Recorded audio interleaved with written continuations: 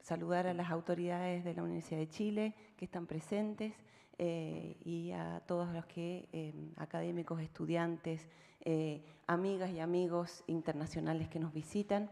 Bienvenidos, esperamos que esta jornada sea nutritiva, interesante y que promueva la reflexión y el diálogo de estos temas.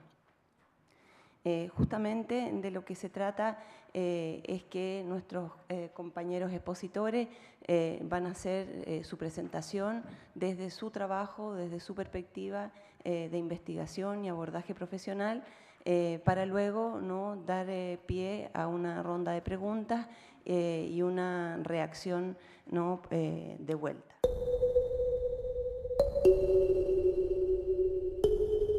Buenos días a todos, todas, todes. Quisiera agradecer muchísimo a la Universidad de Chile y a todas las autoridades por invitarme a este riquísimo espacio de discusión y de conversación, y sobre todo felicitarles, en específico a la Dirección de Igualdad de Género, por emprender este pues complejo proyecto, pero muy necesario. A mí me honra mucho poder formar parte de este proyecto y poder colaborar, y sobre todo tener la oportunidad de dialogar con diferentes profesores, profesoras, funcionarios y funcionarias de aquí de esta universidad, para intercambiar ideas y pues colaborar hacia la construcción de condiciones de igualdad entre hombres y mujeres. Y bueno, también mencionar que desde que llegué ayer me siento casi como en casa, ¿no? O tal vez hasta mejor. Entonces, pues muchísimas gracias por toda su hospitalidad. De verdad, me han hecho sentir muy, muy contento. Muchas gracias.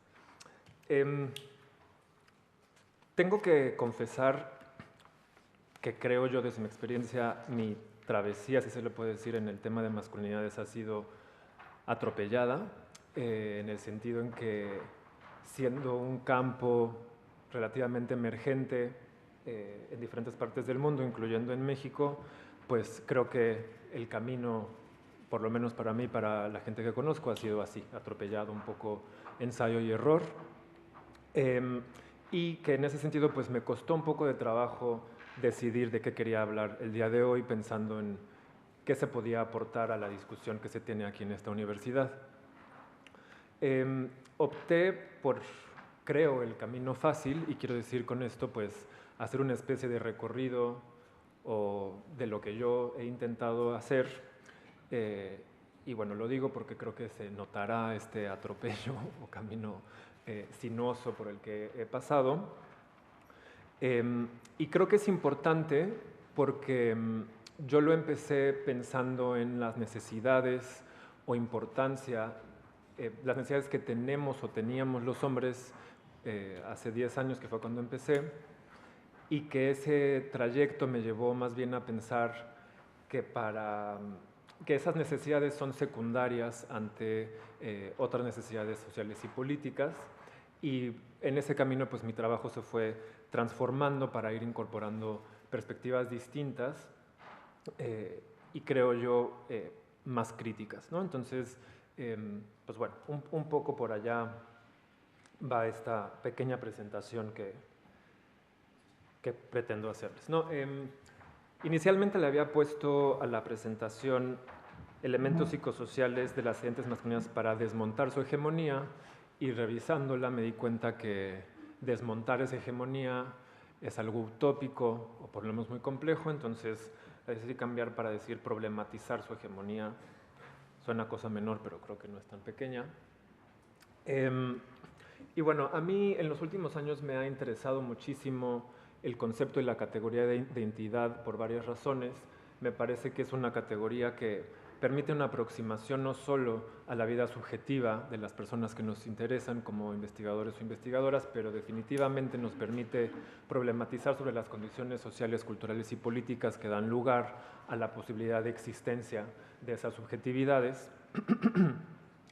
Y en específico, hablando de identidad sexual o de identidad de género, creo que una manera en que podemos aproximarnos a esta categoría es pensando en que se trata de las maneras en que los cuerpos habitamos nuestras realidades y le damos sentido a ellas. ¿Qué quiero decir con esto? Que como cuerpos sociales o subjetivados tenemos la capacidad de narrar historias en torno a nosotros y nosotras mismas, y que son explicaciones sobre el mundo que nos rodea, y que a partir de esas narrativas hacemos una explicación o una suerte de ficción de aquello que vemos y con lo que interactuamos. Un elemento fundamental de la identidad o de las identidades para mí tiene que ver con el discurso y el lenguaje, es decir, cómo es que nos apropiamos de una serie de símbolos que nos permiten comunicarnos y que esos símbolos los vamos apropiando o adquiriendo a través de una serie de interacciones simbólicas.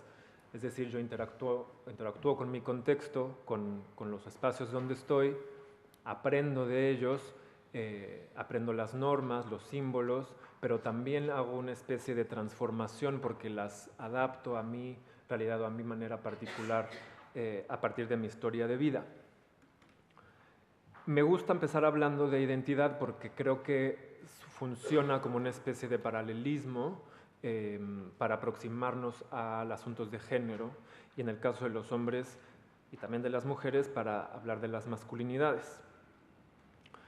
Para hablar de identidad también me parece absolutamente necesario hablar de grupos, es decir, cómo como sujetos estamos en interacción constante con nuestros grupos y que esos grupos abonan constantemente a mi idea de mí mismo, a mi idea de identidad, pero al mismo tiempo esa identidad o esa narrativa que construyo a partir de mi ser también va estructurando lógicas grupales y colectivas que además tienen un poder particular porque desde los grupos podemos llegar, o más bien llegamos a diferentes formas de institucionalización.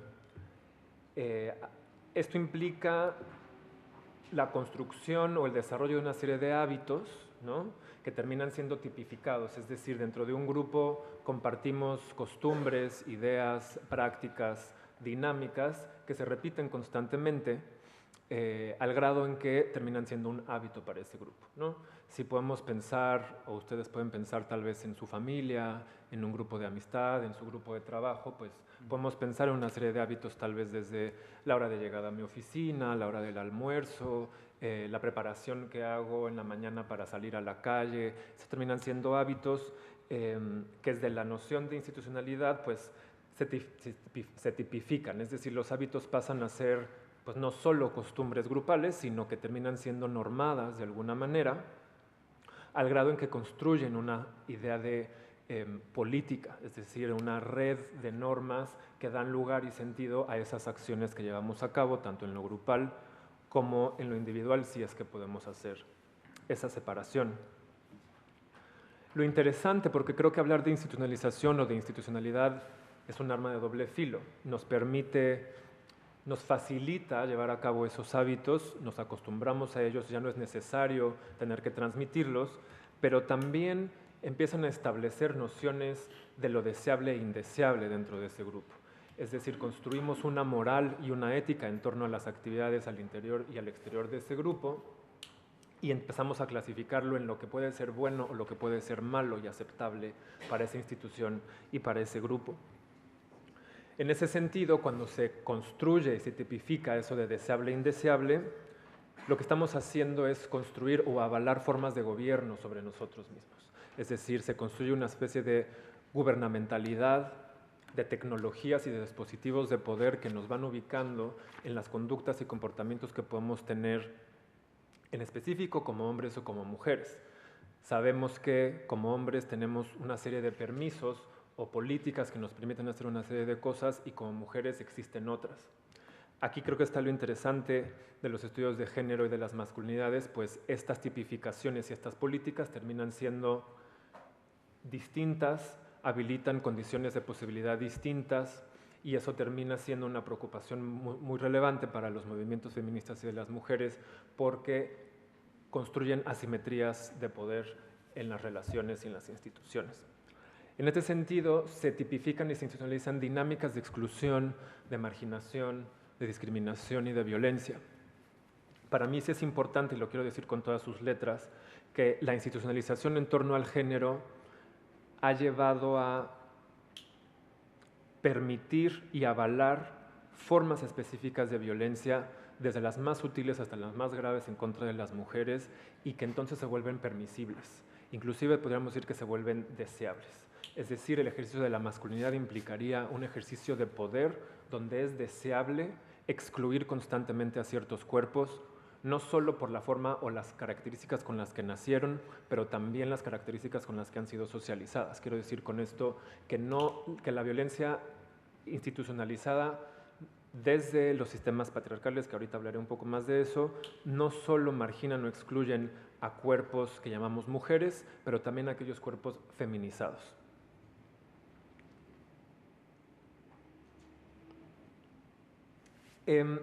Cuando hablamos en específico de los grupos de hombres, podemos pensar, bueno, todo grupo podríamos pensarlo como un espacio donde se diseminan ideologías específicas. En cuanto a los hombres, esta diseminación ideológica implicaría una repetición de normas en torno a qué es ser hombre. Y eso implica interacciones constantes en torno a estas normas, es decir, repetimos estas normas, repetimos estas políticas e interactuamos alrededor de ellas, y entonces esto permite nuevamente la apropiación de símbolos y significados.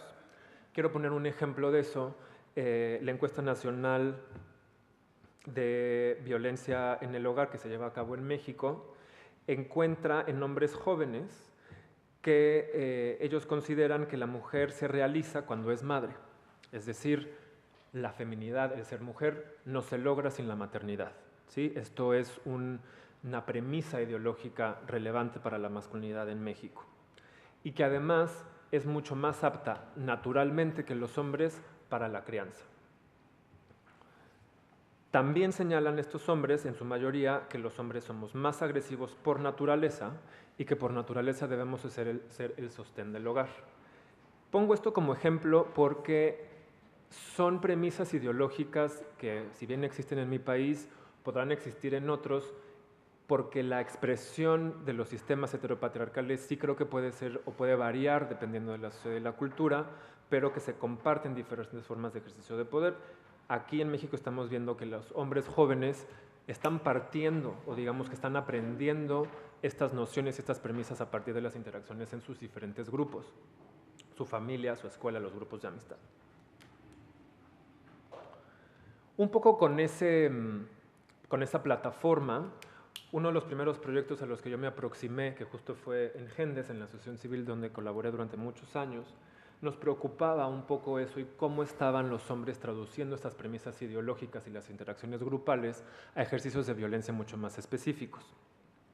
Para mí se me volvió muy relevante pensar cómo un grupo en específico, el grupo de pares, dentro de una institución que sería la escolar, se podrían reproducir estas nociones ideológicas, estas políticas en torno al género y la masculinidad, y qué efectos, si es que los tuviera, estaba teniendo sobre el ejercicio o la apropiación de la violencia. Yo soy psicólogo, me formé en una facultad con una historia muy experimental, muy positivista, entonces para mí salió muy natural decir, bueno, vamos a medir la agresión, vamos a medir la violencia, un poco de manera ingenua, insisto que fue de los primeros proyectos que hice, ¿no? Pero vaya, creo que con todas las limitaciones que esa aproximación puede tener, los hallazgos fueron, pues para mí, a mí en particular me asustaron, y ahorita les platico por qué. Medimos rasgos de género, autodivulgación de la amistad, intimidad en la amistad, es decir, qué tan cercanos se sentían estos hombres con sus amigos, y agresión. Contamos con la colaboración de un sistema de bachillerato en México que nos permitió acercarnos a 4 escuelas distintas y trabajar con hombres de diferentes grados. Eran hombres jóvenes de aproximadamente 16 años, sobre todo en zonas conurbadas de la Ciudad de México. Para quien la conozca, la Ciudad de México es muy grande, las periferias suelen tener características más relativas a la pobreza y la exclusión, donde justamente se vuelven un cultivo para condiciones de inseguridad como asaltos u otras formas de subsistencia económica.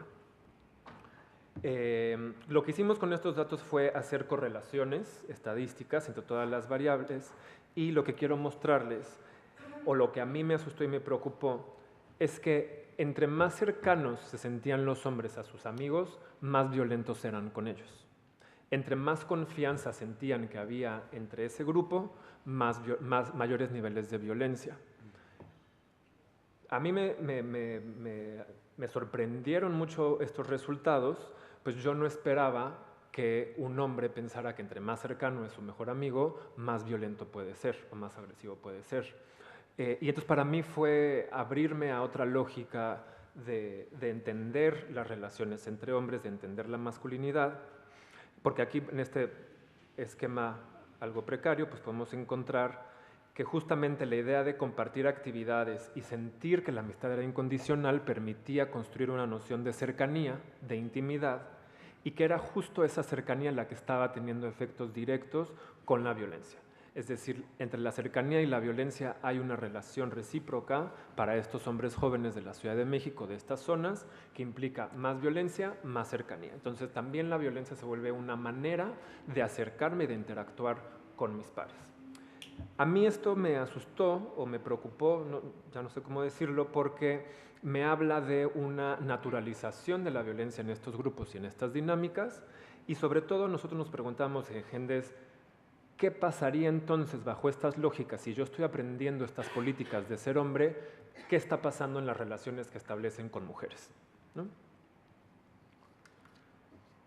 Pregunta que no nos hemos respondido hasta el día de hoy. Claro. Entonces, bueno, esto implica, o estos resultados implicaron entender que hay una subordinación de ciertos cuerpos y ciertas identidades que generan dinámicas de discriminación y exclusión.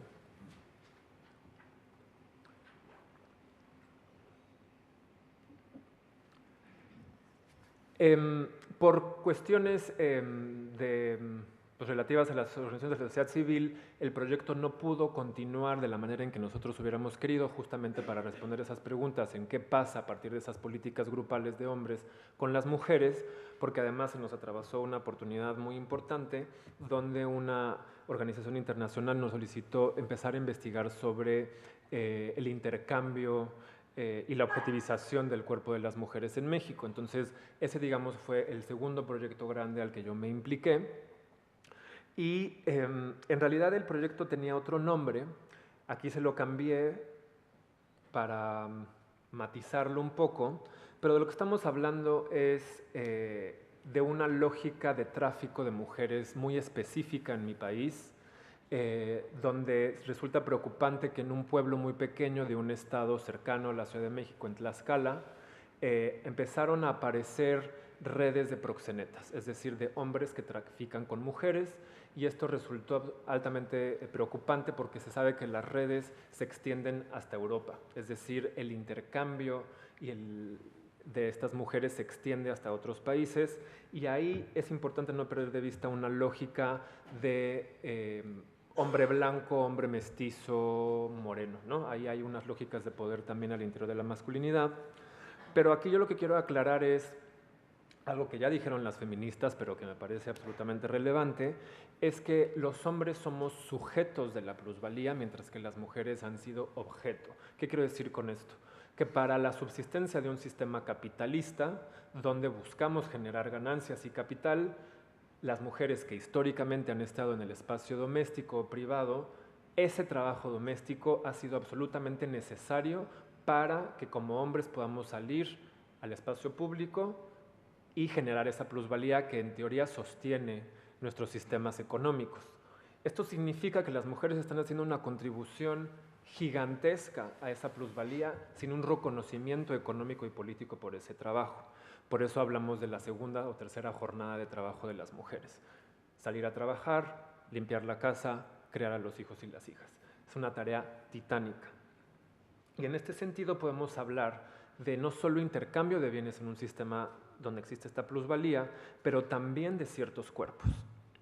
En México, el uso de la violencia sexual contra las mujeres forma parte, y no solo en México, me atrevería a decir que en otros lugares también, forma parte de esta estrategia de intercambio y que también ha sido una estrategia bélica, ¿sí? Es decir, las violaciones, el abuso sexual son cosas que se promueven en estados de ejército o militares como una manera de subordinar a las sociedades que se pretende llegar, colonizar, como lo queramos decir. En este sentido es que las mujeres o el cuerpo de las mujeres no es visto como ese cuerpo sujeto, sino que es heteronormado desde un poder masculino que implica una objetivización. También, y además esto tiene como producto una serie de privilegios patriarcales, una serie de dividendos patriarcales, es decir, yo, cuerpo, hombre, me privilegio y tengo ganancias económicas a partir de este intercambio. Y que Lévi-Strauss lo dijo desde hace mucho tiempo, ese intercambio para él es una necesidad, y lo pongo entre comillas, para establecer parentesco. Es decir, Lévi-Strauss lo que sostiene es que para poder generar estas redes en sociedad se requiere de una serie de intercambios. Y muchos de esos intercambios involucran a las mujeres. Regreso al ejemplo de los proxenetas en Tlaxcala, porque ellos lo que usan son elementos del amor romántico, muy específico a la cultura mexicana, como el robo de la novia. Yo no sé si exista en Chile, pero consiste en una relación de noviazgo, que aquí le llaman pololeo, ¿sí? Sí. Ya hay una relación más o menos establecida, el novio se pone de acuerdo con la novia y acude a su casa en la noche, se la roba, ¿no? Se la lleva en la noche, al día siguiente regresa a la casa y pide la mano de la novia en matrimonio, y generalmente regresa con alguna dádiva, con algún regalo. Ahí hay lógicas de intercambio. Los proxenetas en México a veces usan esta estrategia para cooptar a estas mujeres jóvenes e involucrarlas en redes de trata, y además usando pues las mentiras y la farsa para convencerlas. Entonces se venden como un excelente posible marido, esposo, como alguien que les va a proveer, alguien que les va a dar una casa, hijos, que les va a dar seguridad, protección, y terminan haciendo una serie de lógicas de fraude que las terminan llevando a la frontera u otros espacios. Empiezan a decir que tal vez están en problemas económicos, que no saben cómo salir de ahí, y en muchas ocasiones es la propia mujer la que termina diciendo, bueno, yo te ayudo, ¿cómo te ayudo? Vendiendo mi cuerpo, ¿no? Entonces muchas de estas mujeres en estas redes dicen que lo hacen de manera voluntaria por el amor que le tienen a estos hombres, hombres que, insisto, lo lograron a través del fraude.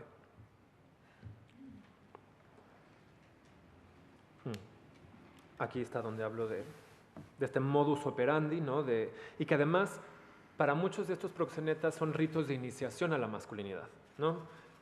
Ana Muchastegui, una investigadora feminista en México, también ha descrito cómo hay ritos de iniciación para hombres jóvenes donde son llevados por sus padres, sus tíos, a tener una primera relación sexual con una trabajadora sexual, por ejemplo, y además descubre por primera vez, o es la primera que se atreve a decir, que muchos de estos hombres no disfrutan de ese primer encuentro, es muy incómodo para ellos, ¿no? Y esto es relevante, creo, porque implica otras intersecciones del poder masculino.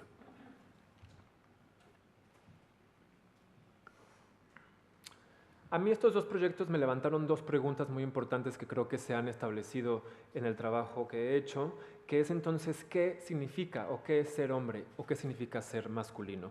Los estudios de masculinidades, me parece, por lo menos en México, han sido un tanto tautológicos, lo decía ayer en una reunión, en definir qué es la masculinidad, pues ser hombre, y qué es ser hombre, pues ser masculino. Eso es un círculo que no nos lleva a muchos lugares. Y aquí lo pongo, ¿no? Que es hombre es igual a ser masculino, masculino igual a ser a hombre. Pero entonces, ¿qué implica esta hombría? ¿Qué implica esta masculinidad? ¿Y cómo aprendemos, si es que aprendemos a ser hombres? Y entonces eso me lleva a pensar necesariamente en lo que hemos llamado el modelo de masculinidad hegemónica, es decir, de esta forma deseable y aceptada de ser hombre, en la forma legitimada, diría con él, de sostener el patriarcado. Y por eso es que el patriarcado se sostiene de diferentes formas en diferentes sociedades y culturas, pero implica la construcción de un sistema sociopolítico de dominación. Para mí, preocupado por este tipo de cuestiones, creo que nos habla entonces de una responsabilidad compartida, pero que podría, o que se traduce para algunos hombres en una especie de culpa. Y yo creo que aquí hay que hacer una distinción. Yo soy de la idea de que todo mundo, hombres y mujeres, somos de alguna manera víctimas del patriarcado, pero eso no significa que a algunos nos den más privilegios que a otras, por ello, ¿no? En el trabajo comunitario y cuando hacía trabajo terapéutico con hombres, muchos hombres después de estar en un trabajo reeducativo grupal sentían culpa por ser hombre.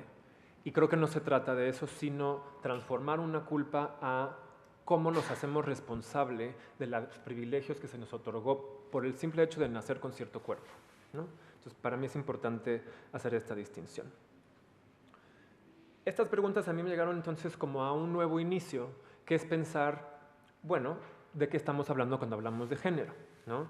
Y para mí el género, yo sí soy más de la línea de pensarlo performativamente. Es decir, el género o el sexo tendrían que ver con una manera de nombrar una serie de características corporales a partir de unas políticas de género. Entonces, podemos nombrar a un cuerpo hombre o mujer. Generalmente es la pregunta que le hacemos a una mujer embarazada: ¿qué va a ser, niño o niña? ¿No? Ahí hay un nombramiento específico que inaugura una serie de actuaciones o performatividades en el campo de lo femenino o de lo masculino.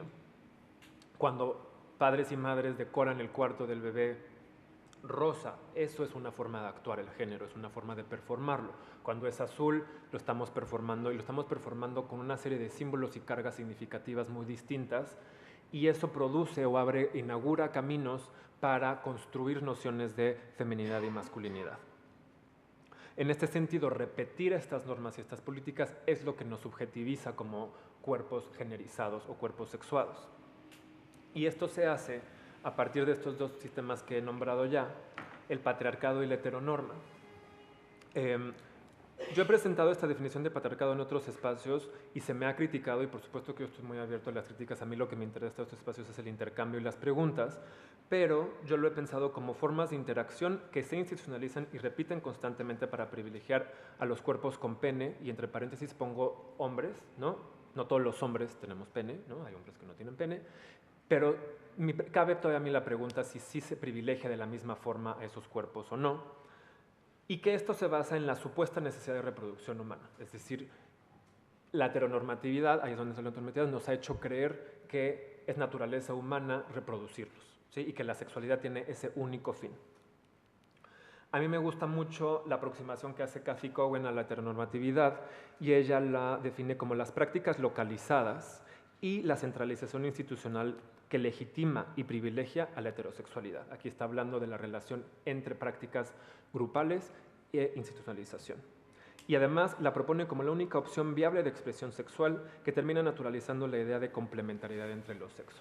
Entonces, aquí para mí son aliados. El patriarcado y la heteronorma son sistemas que constantemente se alimentan y que se alían para construir nociones de deseable e indeseable. Y que además este conjunto de sistemas sí tiene efectos, por supuesto que tiene efectos importantes sobre las mujeres, y que no quiero dejar a un lado porque esto es lo que nos convoca a este seminario permanente, pero también tiene efectos importantes sobre la vida sexual de los hombres. Es decir, se construye una heterosexualidad obligatoria, sí para mujeres, pero también para hombres, donde la homofobia, es decir, el desdén por lo femenino y por el intercambio erótico entre hombres, se vuelve un dispositivo que controla a los propios cuerpos y al deseo, ¿sí? El deseo siendo algo, a mi gusto, bastante líquido y fluido y difícil de contener, pero la homofobia se convierte en un dispositivo que va regulando en grupo y en institución ese deseo y esa expresión corporal. En ese sentido, la heterosexualidad masculina es una limitación para la exploración del deseo erótico. Interviene necesariamente en la expresión y en la identidad sexual. Mi trabajo doctoral justamente se preguntaba sobre esto, de cómo el deseo erótico podría llevarnos a la construcción de una identidad, a una serie de expresiones sexuales y una identidad sexual específica. Lo que yo encontré con los hombres con los que trabajé es que la noción de gaydad que ellos se atribuían a sí mismos tenía que ver con un deseo distinto al de sus pares, y que eso permitía entonces una expresión marginal de sus deseos. Es decir, sus expresiones sexuales no se podían hacer en la centralidad de la sociedad, no se podía hacer en su escuela, en su comunidad, en su casa, como se puede hacer las relaciones heterosexuales, y que eso les daba una noción de otredad o de distinción que les aproximaba al campo de lo gay. Y además que esta limitación, este dispositivo de control que es la homofobia, también supone una serie de barreras, para el sexo seguro. En los últimos años la cuestión del VIH ha sido una preocupación mundial, y entonces la incorporación del preservativo y del condón en estas relaciones se veía permeada por esto. Voy a irme un poco más rápido por cuestiones de tiempo, pero de todas formas ya estoy por terminar. Otra manera en que afecta estos sistemas y que construyen la idea de hegemonía masculina encontramos en México que los hombres mueren más por agresiones y accidentes que las mujeres. Que las mujeres viven muchísima más violencia emocional, económica, física y sexual, siempre a manos de su pareja hombre, y que aproximadamente el 10 y el 24% de mujeres han pensado en quitarse la vida debido a que vivieron experiencias de violencia en la pareja. Y de ellas, entre el 30 y más del 50% sí intentaron quitarse la vida. Entonces, pongo estos datos y estas ideas porque quiero hacer explícita la manera en que el heteropatriarcado nos afecta en salud, en sexualidad y en bienestar. En México, 7 mujeres son asesinadas diario. Estos son los estados que han declarado alerta de género, que es una figura legal que permite al Estado intervenir con una serie de recursos para disminuir la violencia de género hacia las mujeres. Tiene muchísimas trampas, por supuesto, siendo un estado patriarcal, pero es casi la mitad de los estados las que han emitido esta alerta de género. Y que eso tiene que ver, a mi gusto, con lo que Celia Amorós va a hablar de pactos patriarcales que resultan en privilegios. Estos pactos no son más que acuerdos entre hombres que muchas veces no damos cuenta que hacemos, ¿sí? Pongo el ejemplo de estos proxenetas. En México, por ejemplo, cuando llega una trabajadora sexual con un cliente a un hotel, quien recibe o quien está a la entrada de ese hotel está pactando con ese hombre para permitirle ejercer violencia. Entonces no nos damos cuenta que todo el tiempo estamos pactando y que estos pactos no incluyen a las mujeres por el cuerpo que tienen. Esto tiene efectos en la identidad, en el consumo de sustancias, en la aparición de síntomas depresivos y ansiosos, en otras formas de trauma, en trastornos de estrés postraumático, etc. ¿Cómo podemos transformar? O esa es la pregunta que yo me hago. ¿Cómo podemos transformar estos privilegios? Tenemos que reconocer, me parece que como cuerpos hombres socializados en la masculinidad, empezar por reconocer que estos privilegios y estos pactos que hacemos cotidianamente están subordinando de diferentes maneras a las mujeres. Ejemplos ya puse. Y esto implica, si es posible, soltar privilegios a través de acciones cotidianas. A mí se me acercan algunos y me dicen, bueno, es que ¿cómo le hago? Yo no tengo la respuesta, pero para mí lo que ha quedado muy claro en mi práctica personal es privilegiar la voz de mis compañeras. Lo que ellas dicen para mí es certero. Para mí eso ha implicado otra forma de relacionarme con las mujeres. No sé si esté bien o esté mal. A mí permite interactuar de manera distinta. Ayer lo hablábamos en la reunión con el rector. Me parece importante pensar en el poder no como un poder suma cero, es decir, yo tengo poder porque te quito poder, sino pensar en la propuesta feminista de un poder suma positivo. La idea de compartir mi poder con mis compañeras implica reproducir ese poder y expandirlo de otras maneras a otros alcances. Y esto implica una forma de empoderamiento específica para las mujeres. Y sobre todo, investigar y accionar desde el feminismo. Acercarnos al cuerpo teórico del feminismo, a la agenda feminista, para desde ahí tener acciones políticas específicas. Y con acciones políticas me refiero a la manera en que ocupamos el espacio público, no a la manera en que dialogamos con nuestros gobernadores. Creo que esto implicaría una renegociación subjetiva y colectiva de la masculinidad para tener actos diferentes en el ser hombre. Y pongo esta imagen sarcástica, ¿no? Un poco diciendo, bueno, desde los privilegios que tenemos, me parece absolutamente claro y fácil por lo menos poder intentar esta transformación, ¿no? Entonces, pues, no por caer en algo banal, pero sí se puede, ¿no? Eso sería todo de mi parte y muchísimas gracias por su atención.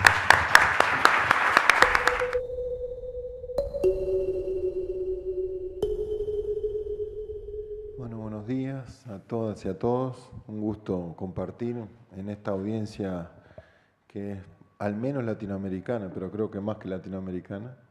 En unos minutos de reflexión. Venimos de un impacto muy importante después de realizar una conferencia que se desarrolló justamente en Flaxo, donde nos reunimos después de 20 años a revisar qué habíamos hecho en América Latina al menos en relación a estas temáticas. Y bueno, eso está disponible, esos debates y esas reflexiones. Entonces, en mucho menos tiempo, intentaré hacer algunos planteos que tienen que ver con la trayectoria de quien habla, ¿no? Ser hombre y ser médico y cuestionar esos privilegios en nuestras sociedades tiene también sus costos. Y pensar de que las masculinidades, los varones, podemos transformarnos, y es un camino largo de desconstrucción, también tiene sus costos. Entonces, creo, más que hablar de publicaciones, plantear que fueron 3 experiencias muy marcantes para mí. El hecho de trabajar con niños y adolescentes en situación de calle a principios de los años 2000, desde una institución que se llama Gurises Unidos, con adolescentes que vivían en la calle años, ¿sí? Y donde muchas veces las prácticas en las cuales definían quién era el líder tenía que ver con el consumo de sustancias psicoactivas, entrar en una especie de trance y entrar en otra dimensión, en una dimensión alterada, donde quedaban planteadas las jerarquías. Y por ejemplo, a la hora de ir a cometer un robo para sobrevivir, en estos grupos a veces las que cometían el robo eran las mujeres y los adolescentes y jóvenes quedaban a cargo de los niños pequeños, ¿sí? Algo que es totalmente distorsionado con lo que uno veía en la literatura y en la realidad. Y que, por ejemplo, el insulto de una joven en situación de calle hacia un varón que no cumplía con el rol, digamos, socialmente asignado, el insulto de esa mujer hacia el varón era mujer, tú eres mujer, cuando era una joven empoderada en ese medio. El otro, digamos, la otra experiencia tiene que ver con haber trabajado con jóvenes en áreas de conflicto armado en Colombia, donde el promedio de vida eran 25 años y donde pensar hasta la trascendencia y pensarse en el cuerpo, pero como parte de un cuerpo comunitario, y pensar la masculinidad en esos jóvenes tenía mucho sentido. Y el otro es una experiencia en Puente Alto de trabajo de aproximadamente 1 año con jóvenes privados de libertad. Todos esos espacios cuestionaron mucho de mi actuar y de lo que de alguna manera trabajé en diferentes agencias de Naciones Unidas, no tanto en los escritorios, sino en terreno. Esta es una foto que me acompaña hace años y que tiene que ver con una imagen de un niño adolescente y unas niñas que están detrás. Y están los ojos de él, los ojos del fotógrafo, nuestros ojos, que nos transmiten algo. Él porta algo que parece que fueran botellas de vino, quizás no. Tiene un semblante como de orgullo o de alegría, tiene una postura corporal y también están las posturas de las niñas que están detrás. Pero todo eso tiene que ver con mi capacidad de interpretar, la capacidad de quienes estamos aquí. Y podría ser muy diferente pensar en una niña o adolescente en ese lugar y a 2 varones con esa postura corporal que tienen las niñas ahí, ¿sí? Cuando hacemos planteo como que los hombres deben renunciar a sus privilegios, estamos entrando en un territorio en el cual se configuró una práctica de género, una posición en las relaciones de género, donde el sentir, el actuar, el pensar están fuertemente intrincados y que va a implicar, y aquí tenemos una psicóloga, 2 psicólogos en el panel, una tarea que es mucho más allá de una consigna. Va a implicar un trabajo profundo en la forma de sentir, en la forma de hacer y en la forma de pensar, que se construyó desde los primeros años de vida y se configuraron identidades. Es que hay que hacerlo, el tema es cómo lo hacemos. La transgresión no es algo que esté en los genes. La forma de comportamiento de los varones frente a sí mismos, la autoagresividad, la heteroagresividad, la violencia, las formas extremas de violencia, la violencia simbólica, no está en un patrimonio genético. Lo dijeron los genetistas antes que muchos otros que querían que así fuese cuando se codificó el genoma humano, ¿no es verdad? Sin embargo, en esta foto, el niño juega con la muerte, juega con el azar, juega con la transgresión, ¿sí? En mi adolescencia fui invitado a participar de juegos de este tipo, ¿sí? Y renunciar a ese juego también tenía que ver con el no pertenecer a un colectivo masculino. El programa Todo Mejora, que trabaja en muchos países y que trabaja con el campo fundamentalmente, el bullying homofóbico y transfóbico, nos muestra las consecuencias que tiene en las cifras de mortalidad y de morbilidad, las formas que tenemos de acosar hombres y a veces también las niñas a quienes no pertenecen a un mundo heteronormatizado, ¿sí? Y en los hechos tenemos aproximadamente un suicidio por día en Chile de un adolescente o un adolescente, ¿sí? De esto que estabas hablando tú, aquí tenemos una de las consecuencias. Podríamos plantearlo en el campo de la salud, pero es mucho más, es también el campo de los derechos humanos. Pero bueno, después de analizar en profundidad muchos de los discursos y sobre todo las traducciones al idioma español de las conferencias de Naciones Unidas, de sus marcos de acción, de sus plataformas y de las formas que deberíamos actuar en los Objetivos de Desarrollo Sostenible o ante los Objetivos de Desarrollo del Milenio, los jóvenes en muchos de estos documentos, porque los jóvenes es lo que nos convoca hoy, no aparecen nombrados, sino que aparecen nombrados como niños u hombres, ¿sí? Interesante. En la Convención de los Derechos del Niño, por ejemplo, del año 89, hay 256 menciones al niño. No hay ninguna mención a la niña y no hay ninguna mención al adolescente. El juego, lo que se produce en el proceso de traducción es extremadamente importante hacia nuestro idioma, porque después, a partir de esa lectura, nos podemos imaginar inclusive las políticas públicas. No es lo mismo la Convención de los Derechos del Niño que la Convención de los Derechos de Niñas, Niños y Adolescentes. Pero ya hay un nombre oficial y ese nombre también configura una práctica. Aquí tenemos un ejemplo de cuando nos reunimos en el año 2003 en Brasilia. Fue el momento, yo diría, más importante en la trayectoria de los últimos 50 años de Naciones Unidas, en la cual se pensó el rol de los hombres y de los niños en relación a la igualdad de género.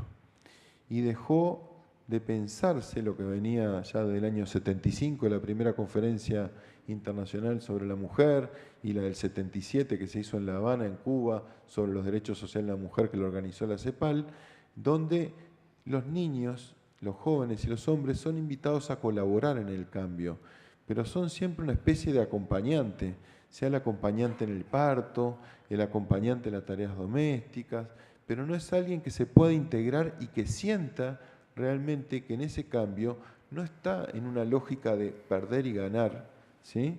Sino en una lógica de que está construyendo con otros, una nueva forma de vivir y que disfruta de eso.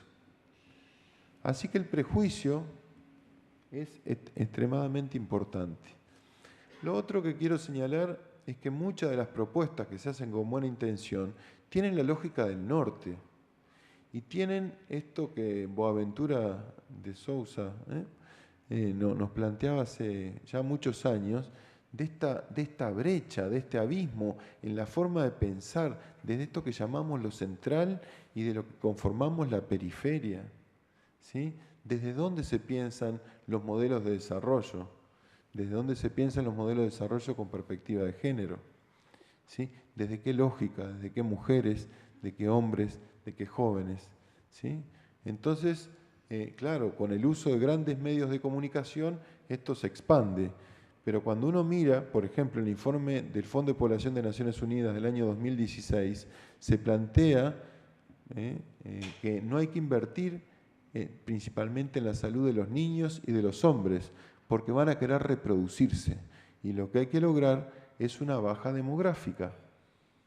¡Chan! Quedó develado cuál era el interés principal. No era el empoderamiento de las mujeres ni de las niñas, que es lo que todos creemos y todas, y a los varones sumándose a eso, sino una cuestión que tiene un profundo perfil demográfico. Y la forma en que estas políticas globales de salud nos invitan es a una suerte de transformación prácticamente porque nos iluminaron en un momento. Entonces aparecen las fotos, en el Fondo de Población yo trabajé en muchísimos proyectos, pero esto último ya no me lo banco. Aparecen en diferentes lugares del mundo hombres que en el medio rural, que de repente fueron a una sesión educativa y salen corriendo después a que le practiquen la vasectomía o a cuidar a niñas y niños, totalmente escindido de los marcos culturales, de las relaciones de género que son propias, de la forma en que se construye el género en estos lugares, ¿no? Desde una mirada que no es universal, que es una mirada del norte, pero que además tiene un interés geopolítico, porque yo veo que esos ejemplos caen justamente de estos hombres que se piensan en el Líbano, en Siria, en Lesoto, en Haití, y son hombres que aparecen solos en las fotografías y aparecen en una reflexión personal. No hay nada comunitario, no hay nada grupal, ¿sí?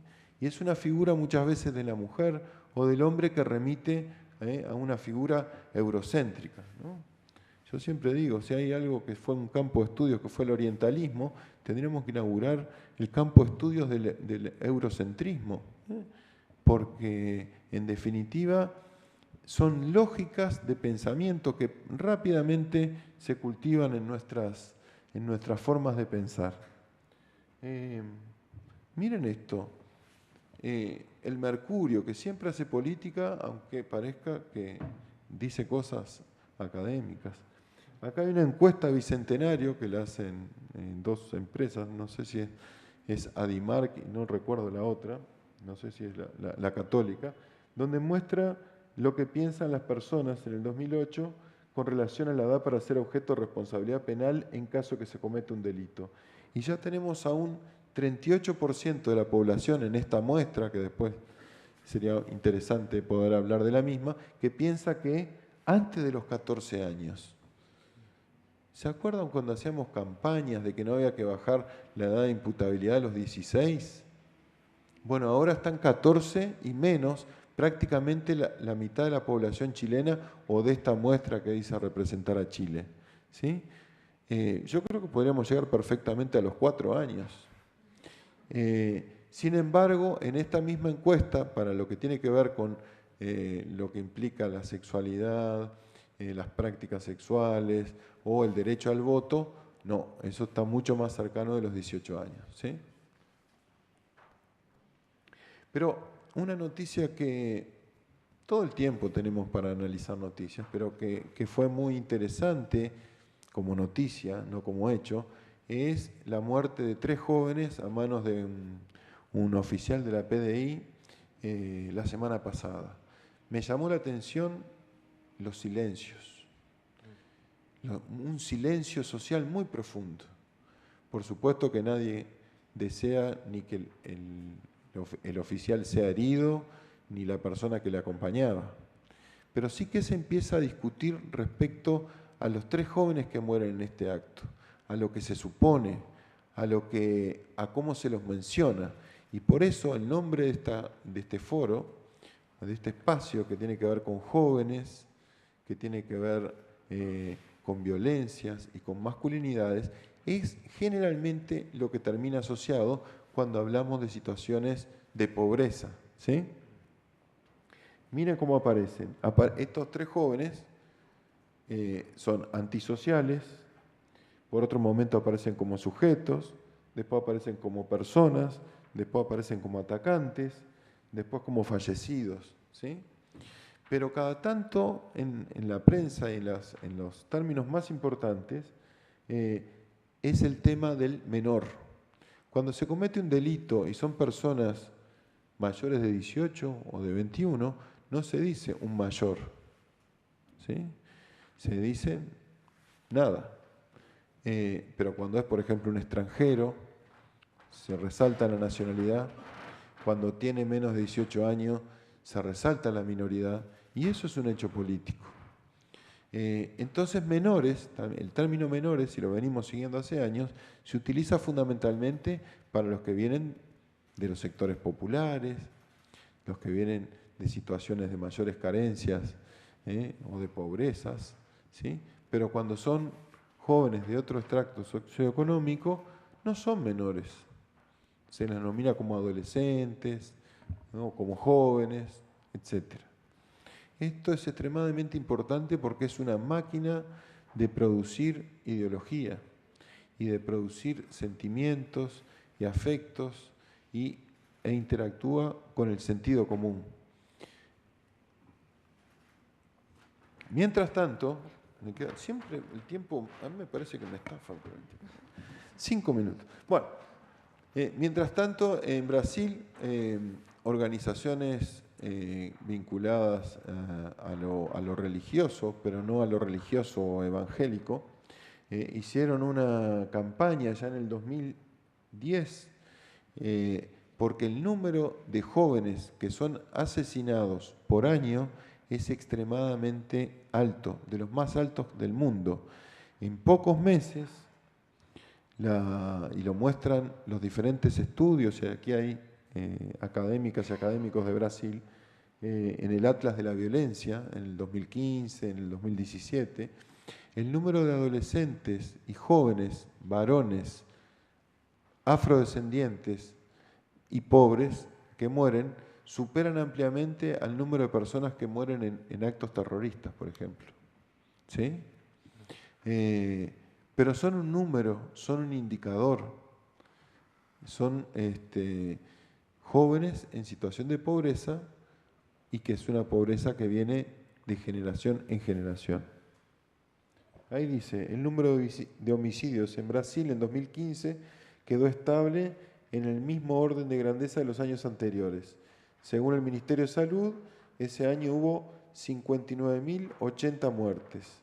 Se trata de un número exorbitante que hace que en apenas 3 semanas el total de asesinatos del país supere la cantidad de personas que fueron muertas en todos los ataques terroristas del mundo en los 5 primeros meses de 2017 y que envolvieron 498 casos, resultando en 3.314 individuos muertos. Y el perfil típico de las víctimas fatales permanece siendo el mismo, ¿no? Pasan los años, son hombres, jóvenes, negros, con baja escolaridad. ¿Sí? Y llama la atención además que en la última década el número de la violencia contra jóvenes y negros haya aumentado todavía más. Bueno, hay un montón de datos que se pueden tomar de estos estudios. Pero entonces, la misma forma de mirar las violencias, la misma forma de mirar las masculinidades, puede tener una intencionalidad en un sentido o en el otro. ¿Sí? Los mismos jóvenes que de repente en la cárcel de Puente Alto yo tenía una especial consideración en el marco de pensar la reinserción, también eran jóvenes que habían cometido otros delitos por los cuales no habían ido presos. Violaciones. Violar, de repente, en forma conjunta a una compañera de clase y comunicarse telefónicamente con el padre de la niña para contarle lo que estaban haciendo. O violar a su directora en el trabajo, en un medio más bien rural, porque no les había pagado en fecha el salario. Y esas dos cosas convivían, ¿no? Víctimas del sistema, habiendo vivido una colección de formas de violencia desde el momento de nacer, a ser perpetuadores de violencia de género y a replicar en los medios carcelarios, como se da también entre los uniformados y otros medios, modalidades corporativas de ejercer el dominio y la subordinación. Por eso estamos ante una temática compleja que no puede eludir las dimensiones de clase social, las dimensiones de que somos del sur del mundo, las dimensiones que tienen que ver con la pobreza el acceso a la educación, a la salud y todas tantas banderas que hemos levantado estos años. Bueno, se terminaron los 5 minutos finales, ¿no? ¿Sí? Muchas gracias. Gracias.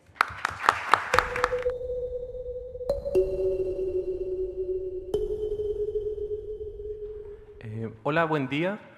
Un saludo a todas y a todos. Reciban un cordial saludo de todos mis compañeros y mis compañeras que componen el Núcleo de Investigación y Acción en Juventudes de la Universidad de Chile, del Departamento de Sociología.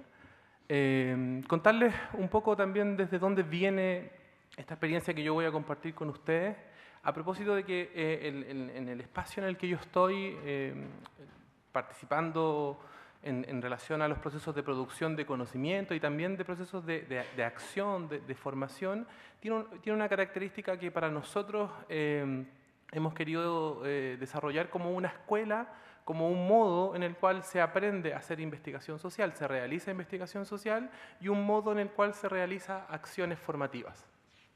Y es un modo en el cual nosotros estamos intentando, hace una década, encontrarnos con distintas disciplinas. Es una invitación en la cual distintas disciplinas se encuentran, ponen en común en una construcción de una caja de herramientas sus saberes, sus apuestas, sus intereses, y también tiene la característica que es un grupo intergeneracional.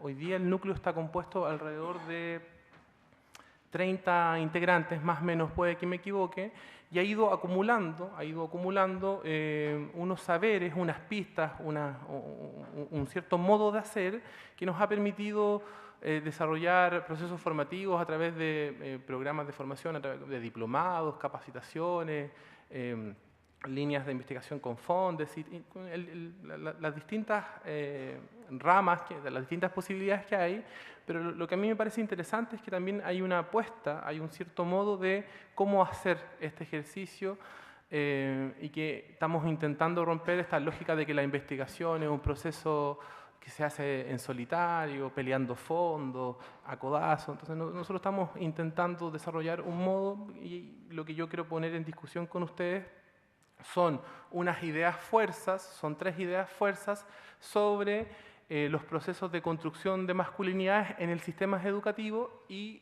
cómo ese proceso de construcción influye en la convivencia y en la conflictividad de género que este año, por el movimiento feminista, por el movimiento mujeres, ha sido puesto en cuestión. La primera idea que yo quiero sostener es que hacerse varón en el sistema educativo es un proceso de entrenamiento en un poder de dominio.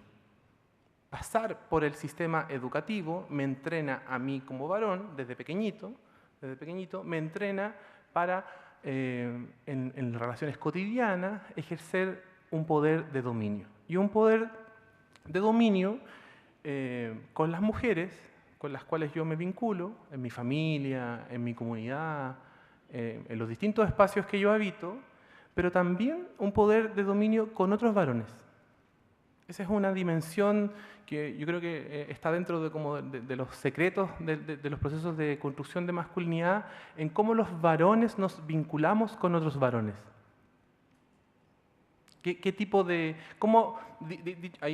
Ignacio nos dio unas pistas en relación a los grupos de hombres. Los grupos de hombres son fundamentales para nuestros aprendizajes de masculinidad. Son fundamentales.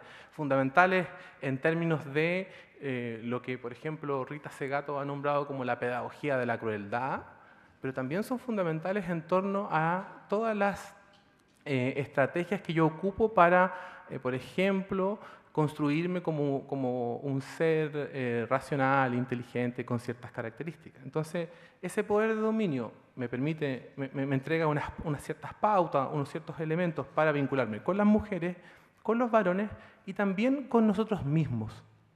También con nosotros mismos. Piensen ustedes, hagan este ejercicio de identificar la relación de los varones con el cuidado, Por ejemplo, en salud pública, Carlos lo debe saber mucho mejor que yo, en salud pública, la masculinidad, el capítulo que nosotros ocupamos en la salud pública es la masculinidad como un factor de riesgo. Somos un factor de riesgo para la sociedad. Piensen ustedes todo el conjunto de discursos, las bromas que aparecen en relación al cuidado de nuestra salud. Los datos que hay, por ejemplo, de la atención de salud primaria, de cuando los varones dejan de ir a los consultorios, a los CEFAM, el chiste que se cuenta en la salud primaria es que los varones desaparecemos con el último control sano. Ahí desaparecemos y volvemos después 20, 30, 40 años con problemas de alcoholismo, problemas a la próstata. Entonces, ahí también hay una dimensión de cómo este proceso de aprendizaje se va construyendo. Y otra dimensión que también este entrenamiento en el poder muestra es todo lo que tiene que ver con el medio social. Cómo las construcciones de masculinidad influyen en los espacios que nosotros habitamos. Influye como un problema social, influye como un factor de tensión. Piensen ustedes, llevándolo al sistema educativo, y en las labores que hacen, por ejemplo, los inspectores, las inspectoras generales, ¿cuál es el público que atiende el inspector general mayoritariamente? Varones. Las cárceles, la relación de las cárceles. Bueno, en las cárceles mayoritariamente hay sujetos pobres, empobrecidos. Pero en las cárceles, la relación, yo no tengo ese dato preciso, pero es mayoritariamente, no sé, 90-10%. Me tiré a la piscina con un dato. Pero en el fondo es 80-20. Aquí tenemos un dato, hombre y mujer, ya, perfecto. 80-20. Entonces ahí tenemos un dato que nos muestra cómo este tipo de construcciones que acá mis colegas presentaron se nos vuelve una materialidad, se nos vuelven unos ciertos símbolos que tienen unas consecuencias y que, por ejemplo, en nuestros pasos por el sistema educativo construyen, consolidan estas ideas. Y esto es algo no menor. Por ejemplo, mire, ahora son las 11:30. Si saliéramos todos juntos acá a la calle San Diego y nos encontráramos con niños, niñas y jóvenes, lo primero que le preguntaríamos es por qué no están en la escuela.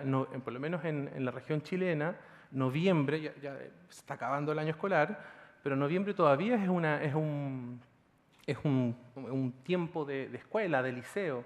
Entonces, alguien que hoy día no está, que hoy día lo encontramos en la calle en este horario, nos preguntaríamos por qué no está en la escuela. Entonces, eso nos da una pista sobre sobre la fuerza social que tiene esta institución en nuestra sociedad. Que es algo, ojo, que a nosotros se nos ha ido naturalizando, pero que si miramos la región, no todos están más o menos en los mismos en las mismas posiciones.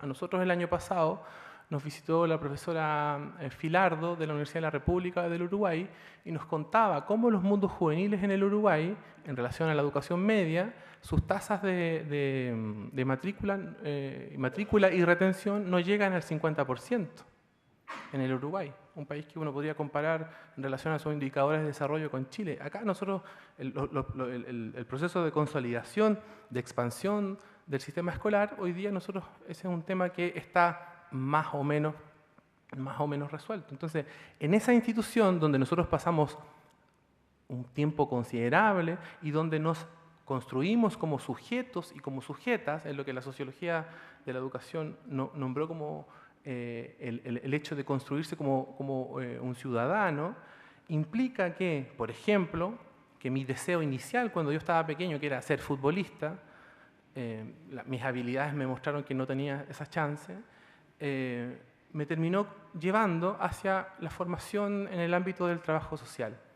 Y en ese proceso, yo, junto con aprender matemáticas, lenguaje, todo lo que está en el currículum, también aprendí unos ciertos modos, aprendí una convivencia social y aprendí lo que mis colegas acá nombraron como aprendí a hacerme hombre. Y aprendí a hacerme hombre en base a unas determinadas características. Y algo importante que yo quiero incorporar a esta discusión y poner en debate con ustedes es que no solo aprendí a ser hombre, también aprendí que los hombres de verdad pertenecen a una cierta generación. No son cualquier hombre, son los hombres adultos. Entonces acá también se nos cruza otra dimensión, que es la dimensión de que yo le llamo la promesa de las masculinidades, ser un hombre de verdad, y la promesa del sistema educativo, ser alguien en la vida, es una promesa generacional.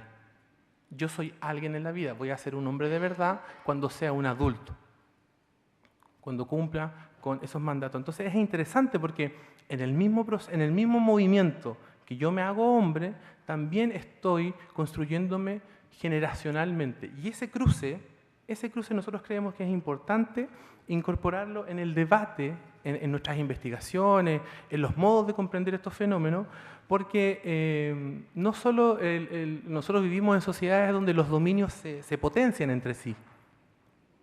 Nosotros le decimos pluridominio y nosotros cruzamos la dominación patriarcal con la dominación adultocéntrica. Y ese cruce lo que nos muestra, lo que nos dice es que todos los varones que tienen más poder en la sociedad son todos aquellos que recrean, representan, ponen en el cotidiano de sus relaciones todos los dividendos que les otorga la posición de varones y de adultos. Ojo, de una cierta idea de adultez. Entendiendo lo adulto como una especie de la mayoridad.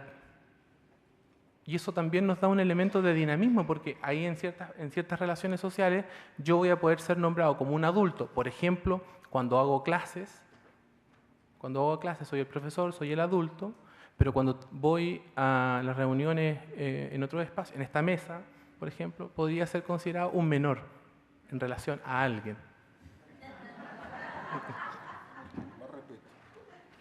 Entonces, esa es lo que Bourdieu colocó en su texto La juventud no es más que una palabra. Nos mostró que la edad como dato no explica la realidad, es un artificio. Y lo interesante de esto es que se potencian. Y se potencian siempre con la consigna de la promesa. Y esa promesa contiene lo que nosotros llamamos los varones de verdad, contiene las prácticas que todos los sujetos que reproducen los mandatos de la masculinidad hegemónica. Y los mandatos de la masculinidad hegemónica, dichos bien en sencillo, yo los resumo por lo menos en 3 ideas. Primero, la idea de la fuerza física y emocional. La segunda idea, la idea de la libertad, ojo, de la libertad como sinónimo de impunidad. Yo puedo hacer lo que quiera. Estoy sobre la ley. Y tercero, la inteligencia racional. Esas 3 ideas que se expresan en nuestras construcciones de masculinidad nos habilitan, nos posibilitan lo que los compañeros hablaban de ubicarme en la sociedad y en las distintas posiciones que ella me posibilita, me permite ubicarme como un sujeto privilegiado, porque yo soy fuerte, tengo la posibilidad de moverme con impunidad y, aparte, puedo dirimir conversaciones, puedo establecer diálogos en base a esas características.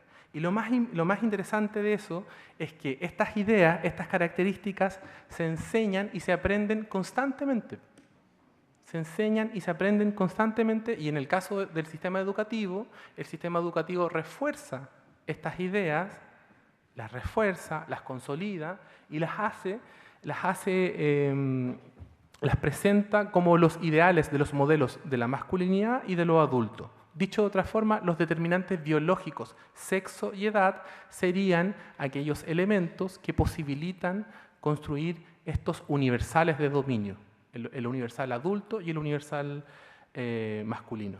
Entonces, la segunda idea sobre qué se aprende y qué aprendemos los varones en el sistema educativo, aprendemos que la diferencia es sinónimo de desigualdad, merece sospecha y merece muerte material y simbólicamente. Miren, un ejemplo concreto. Este fin de semana, para poner una comparación en cómo las mujeres hacen de la diferencia un tratamiento distinto. Este fin de semana fue el encuentro de las mujeres hinchas del fútbol. Y las chiquillas se juntaron, distintas agrupaciones de distintos equipos, y el encuentro tenía una consigna que decía: los colores nos separan, la lucha nos une. Ahí hay un tratamiento de la diferencia distinto al que hacemos tradicionalmente nosotros. Nosotros cualquier diferencia hemos aprendido, hemos incorporado que a través de los procesos de homosocialización hemos aprendido que esa diferencia merece muerte. Y tiene tanta fuerza que para yo sostener este conjunto de aprendizajes, yo necesito que mi cuerpo, un cuerpo poderoso, heteronormado, no voy a profundizar en esa idea porque los colegas ya lo mostraron, yo necesito mostrarles a ustedes constantemente que soy un hombre de verdad. Porque recuerden que la masculinidad es una prueba constante. Es una prueba. Yo me tengo que demostrar a mí y les tengo que demostrar a ustedes, a mis colegas, que yo sí soy un hombre de verdad. Entonces, por eso, el escenario implica unas actuaciones de masculinidad. Y en ese sentido, aprendemos en las clases, cuando tengo más atención de mis profesores, cuando utilizo los espacios a mi voluntad, cuando aprendo que este orden simbólico es masculino, que el cuidado es algo de las mujeres. Mire, por ejemplo, yo me di cuenta ahora, yo preparé los apuntes en un cuaderno de la Junji del 2015. Una especie de agenda, y no hay ningún varón, no hay ningún mensaje para los varones en torno a las labores de cuidado. Y esto es un material educativo que yo me imagino que recibieron muchas educadoras, muchas directoras. No hay ninguno, se los puedo prestar después. Y es interesante porque recibimos unos refuerzos constantes que nos dicen que esto es natural y que no es un hecho social.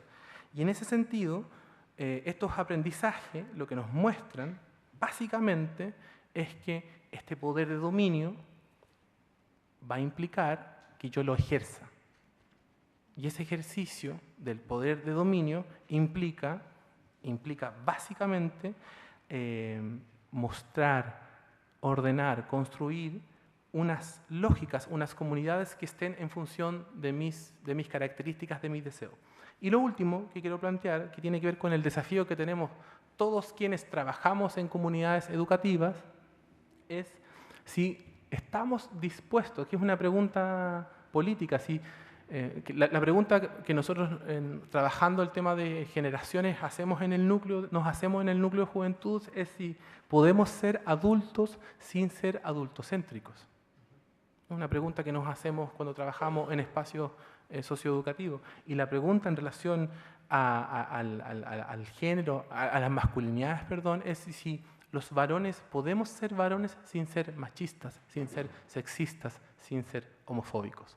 Ambas preguntas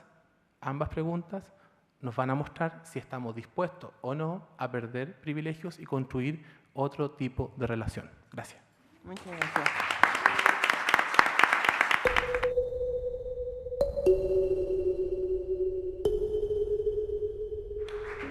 Bueno, muchas gracias a los colegas, amigos que nos han invitado, ¿no?, a pensar con nuevos conceptos, con nuevas imágenes, ¿no?, cómo está situado hoy día el problema de las masculinidades y cómo nos aporta justamente este tópico a pensar en las violencias.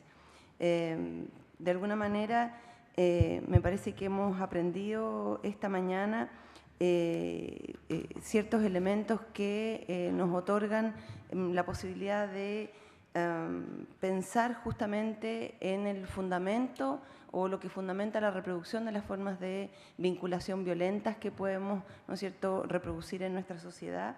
Pero también a la vez nos han invitado los compañeros a situar en una mirada precisa, específica, en evitar la generalización, la esencialización del problema que fundamenta, ¿no?, la violencia de género a partir de la masculinidad heteropatriarcal o hegemónica. Y en ese sentido, situarnos, por ejemplo, en el problema o en el desafío de pensar cómo prevenimos y atendemos la violencia de género en los espacios universitarios.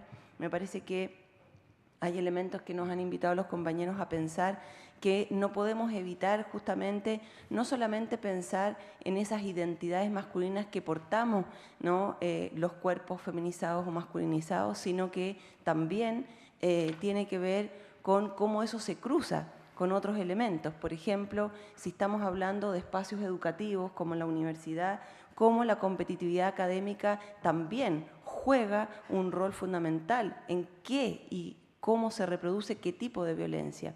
Así también en términos de sociedad, por ejemplo, el punitivismo, la criminalización, cómo esos elementos también intervienen en el modo en que estamos imaginando una respuesta frente a la violencia, ¿no? Y a quiénes estamos identificando como tales y qué creemos, ¿no es cierto?, respecto de las formas de castigo, por ejemplo. Nosotros, yo pertenezco a la Facultad de Ciencias Sociales y junto con un grupo de estudiantes que estuvieron en la toma, se ha ido, ¿no?, levantando todo un trabajo de justicia restaurativa respecto de los micromachismos que envuelven a las relaciones horizontales, ¿no?, en donde muchas veces el malestar de género, ¿no?, las lleva a pensar que la única respuesta no puede ser la punitiva, sino que y expulsar, digamos, ¿no?, a el compañero de la sala, de la universidad, etcétera, sino cómo nos asumimos como comunidad y él también asume su responsabilidad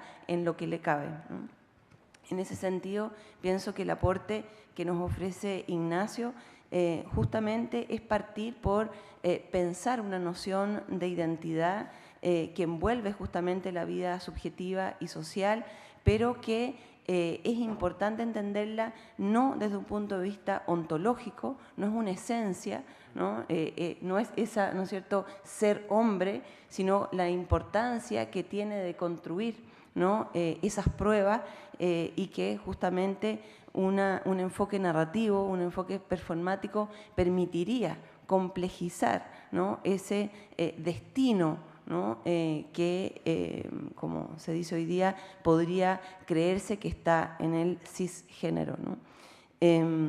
Luego, me parece que hay un aporte importante en poder situar que el problema de la masculinidad es, en tanto masculinidad hegemónica y heteropatriarcal, un problema que se juega a nivel de lo normativo.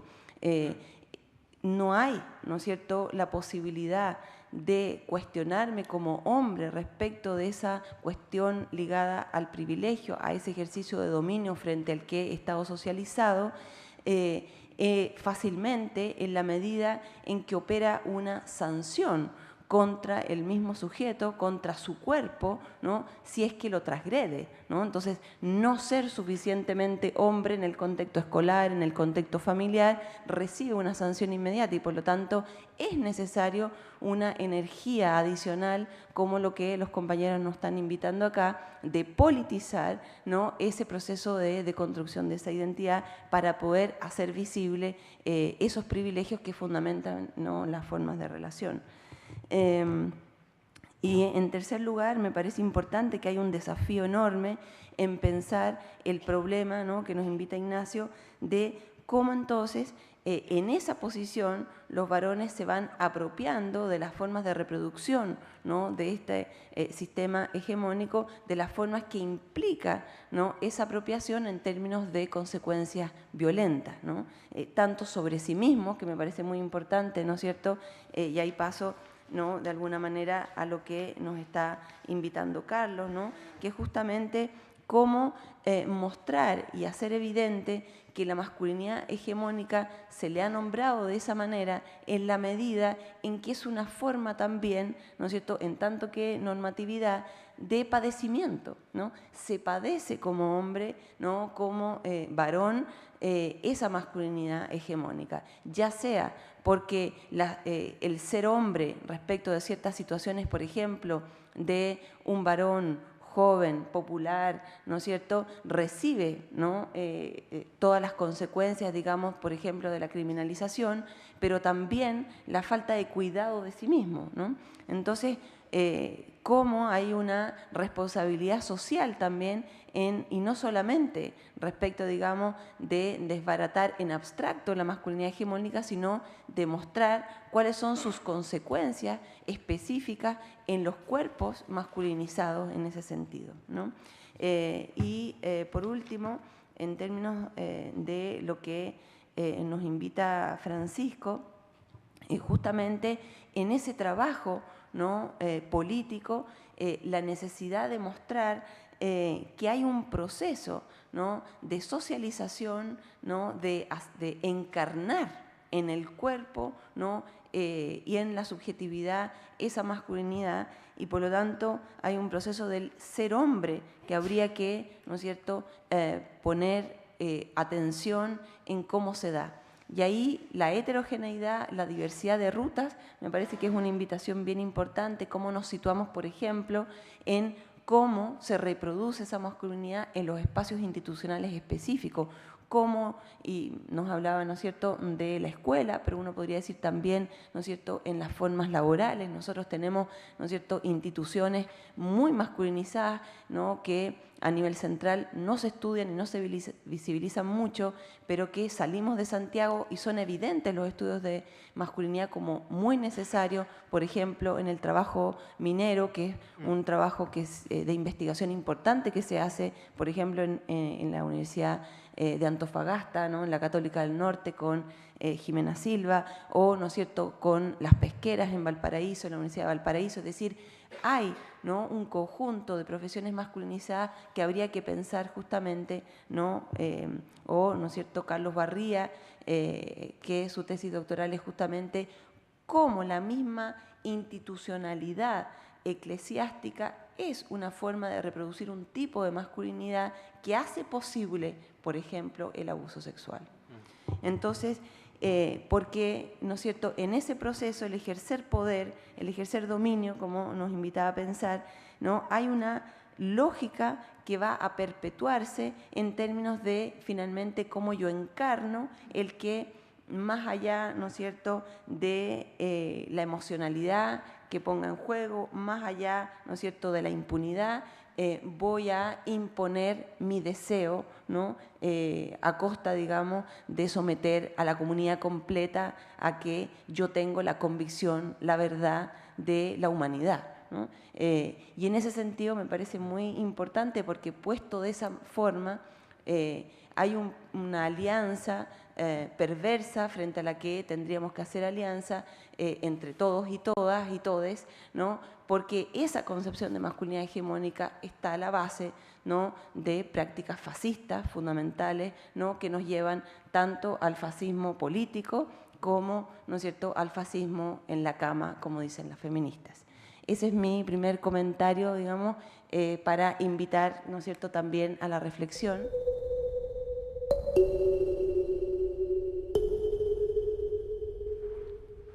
Muchas gracias por poder escucharles. Dado que el marco de este seminario internacional tiene el antecedente de la violencia en las universidades como fruto de una conciencia y una lucha feminista en las universidades, y cómo eso se traduce en una demanda por educación no sexista en las instituciones, ¿no? Cómo es que efectivamente desde una cosa se pasa a una intervención institucional. Y en ese marco quisiera hacer la pregunta, o sea, algunas preguntas a ustedes para ver cómo uno construye aparataje conceptual y metodológico para quienes están en la investigación y quienes están en la acción dentro de las universidades. Y quiero preguntarles cómo creen ustedes que se produjo en las universidades el surgimiento, la conciencia, la lucha en contra de la violencia hacia las mujeres. ¿Qué ocurrió? ¿Por qué devino en delito una práctica consuetudinaria en las universidades? ¿Qué ocurrió allí? Y en ese sentido, ¿por qué las estudiantes han usado el concepto patriarcado? ¿De dónde vino ese proceso? ¿Por qué se transformó en delito en las universidades? Una segunda pregunta tiene que ver con que las universidades reproducen y producen su propia desigualdad, su propio sexismo. Y en ese sentido quiero preguntarles cuál es el aparato conceptual para pensar eso como universidades. ¿Sirve la teoría sobre regímenes de género de Robert Connell? ¿Por qué ustedes usan el concepto de masculinidad hegemónica? ¿Cómo eso se podría investigar o cómo se organiza eso en las universidades? Y por último, ¿cuál es la conexión para ustedes entre violencia en las universidades e intervención desde una lógica no sexista? ¿Qué significa para ustedes esa conexión? Acá.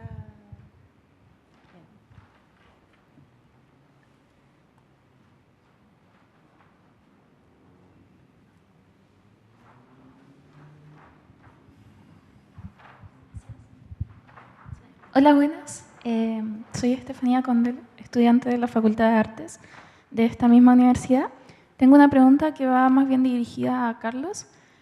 Con respecto a, me parece muy interesante analizar todo este problema desde diferentes posiciones o como estratos sociales, porque de repente hacemos el análisis desde una situación más cómoda que otras personas.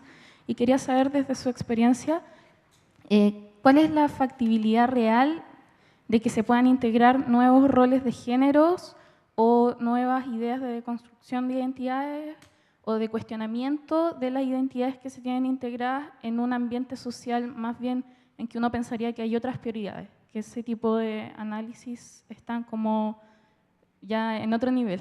Eso, gracias. Janet, al final, atrás.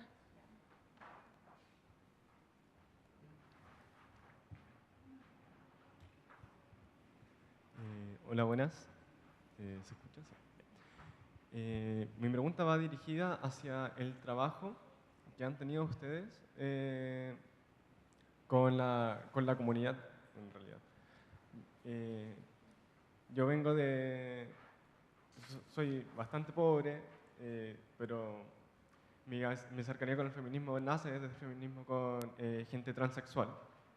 Me gustaría saber cómo se integra o cómo es la visión que tienen las personas que ustedes han trabajado en la diferencia de la transexualidad y cómo salimos del esquema binario de construir masculinidades a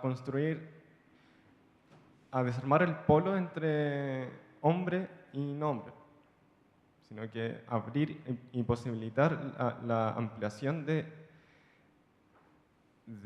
las nuevas identidades hasta el infinito, básicamente.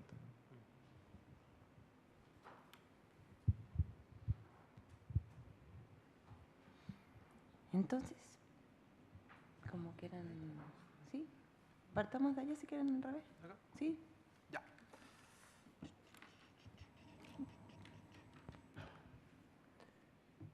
Bueno, cuando nosotros en el núcleo hemos hecho análisis de este año, del escenario que se dio, por lo menos en la región chilena, a propósito de lo que se denominó como el Mayo Feminista, nosotros uno de los elementos que identificamos es que cuando uno mira, por ejemplo, el ciclo de movilización, y uno ahí puede acceder a sus propias experiencias con esos acontecimientos, uno de los elementos que uno puede rastrear en lo que se conoció como la Revolución Pingüina, el 2011, fueron discusiones, experiencias en las cuales aparecían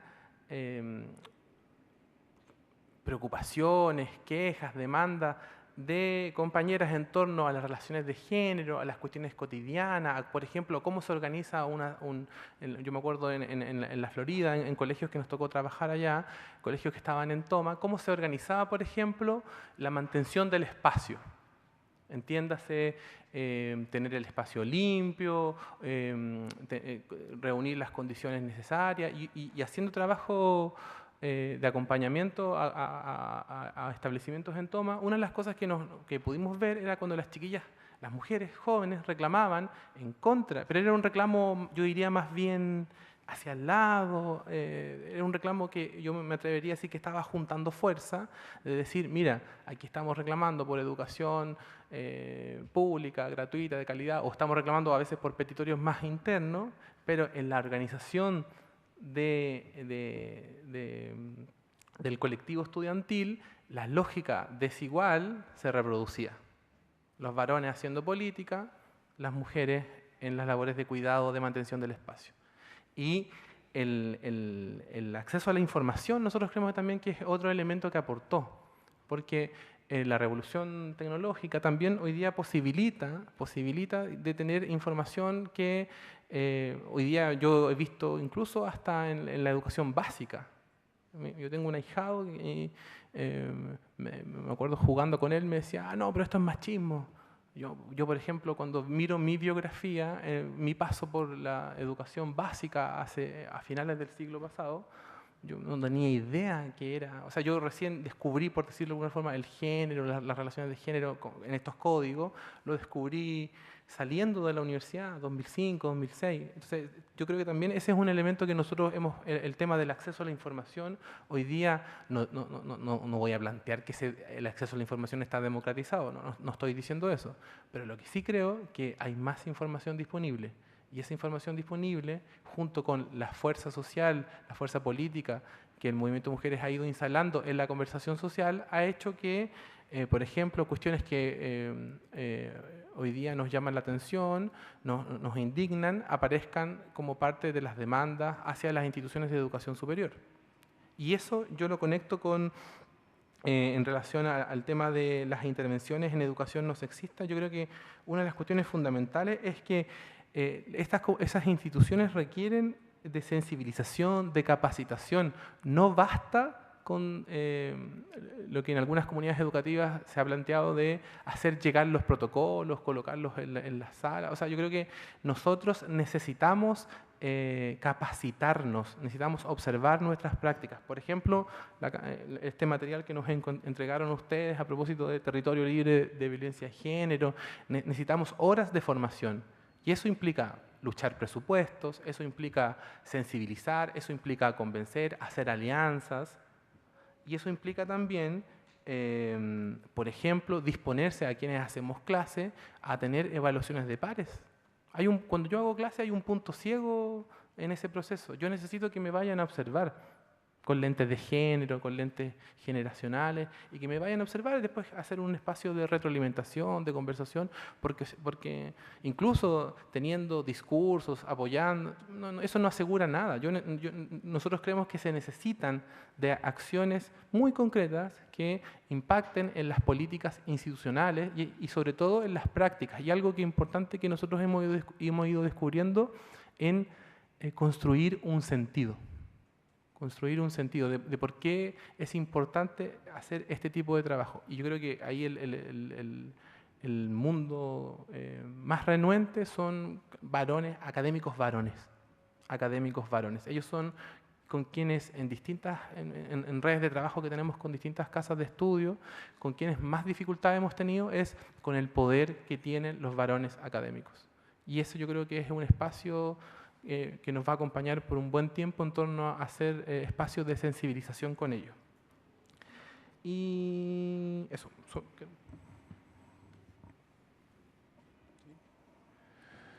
Bueno, yo siempre digo que las segundas partes de los foros son las más complejas, porque vienen las preguntas sobre lo cual uno no tiene mucho tiempo para haber pensado. Pero Irma tiene probablemente muchas de las hipótesis o respuestas a las preguntas que formula y las comparte por ser una académica destacada. Yo creo que van a pasar varios años para tener un análisis en profundidad de lo que significó este periodo tan productivo y tan cuestionador y tan removedor del mayo y mucho más allá de mayo del 2018. ¿Cómo se tomó conciencia? Sin duda, yo creo que es en el marco de una sociedad extremadamente castigada por varios aspectos y por haber también presenciado durante décadas y vivir quizá en las historias también de de sus madres, de sus hermanas, de sus compañeras, todas las series de abusos y de transgresiones permanentes por parte de los académicos, ¿sí?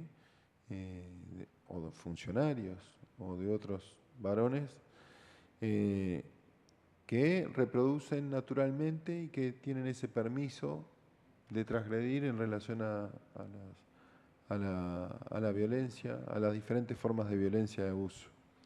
Y que no han sido procesos sencillos tampoco, porque hay gente que igual se queda amarrada en el poder y queda amarrada a pesar de un cuestionamiento fuerte. Robert Connell es Raewyn Connell. Entonces es una persona que hizo un tránsito que lo comenzó hace como 10 o 12 años atrás. Pero a mí lo que me incomoda es que cuando todos empezamos a nombrar a una autora, un autor de forma reiterada, y nos quedamos en la comodidad o en ese lugar, digamos, seguro de nombrar a alguien que estuvo pensando, que continúa pensando, tenemos que pensar, tener un pensamiento propio, compartido y generar nuevas hipótesis de trabajo.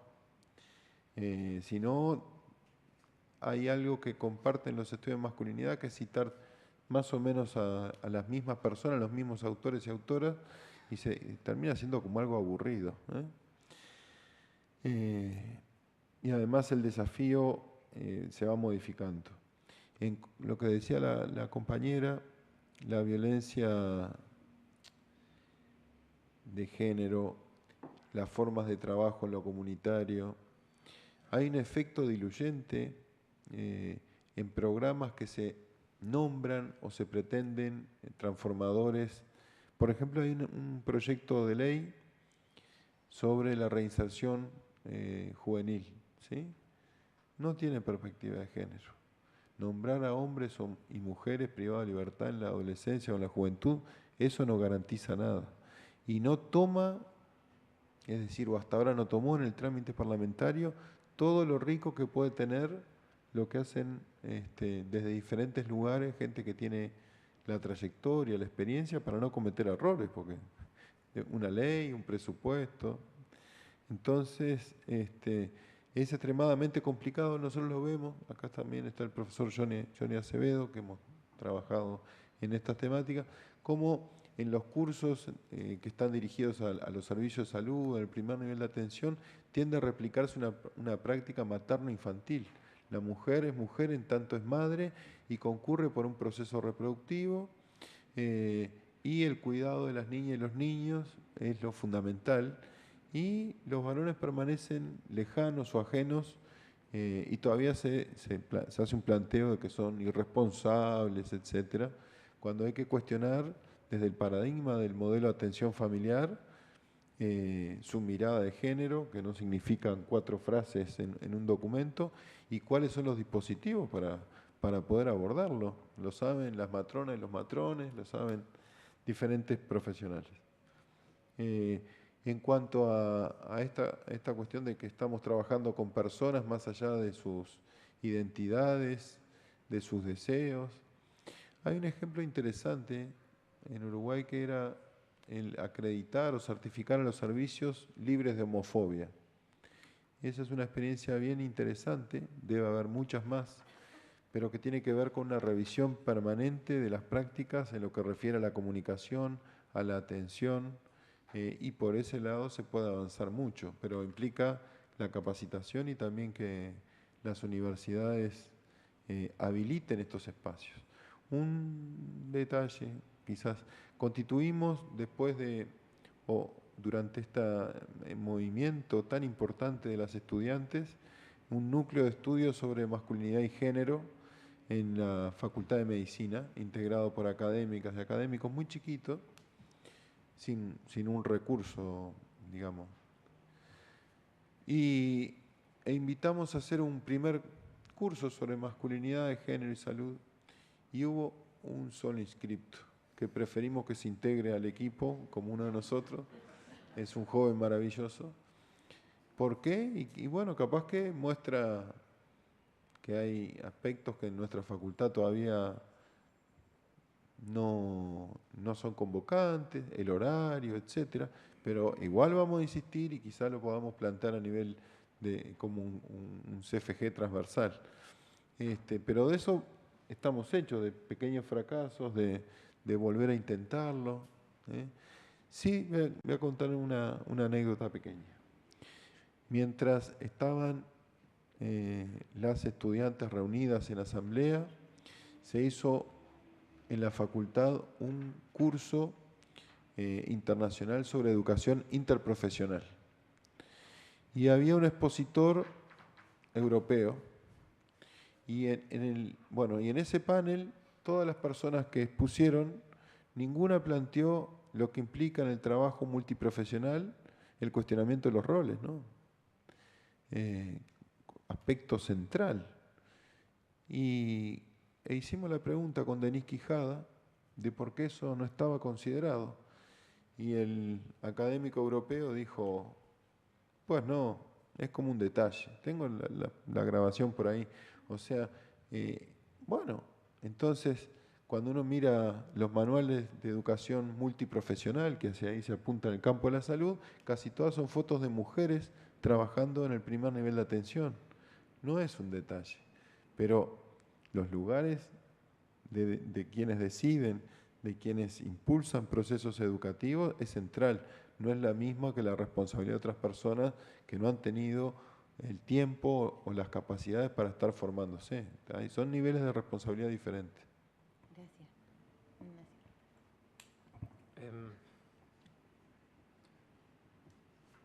Bueno, creo que las preguntas que se hacen son complejas, pero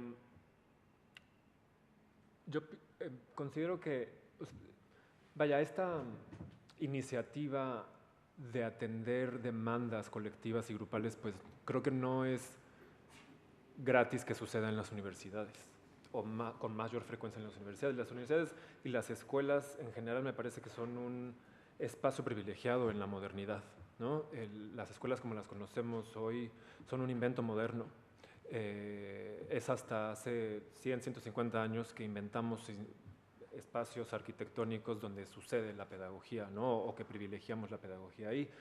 Y qué lugar donde leer, discutir, hablar para poder gestar una serie de preocupaciones que afectan a miles y millones de personas, en específico por una serie de condiciones corporales y sociales.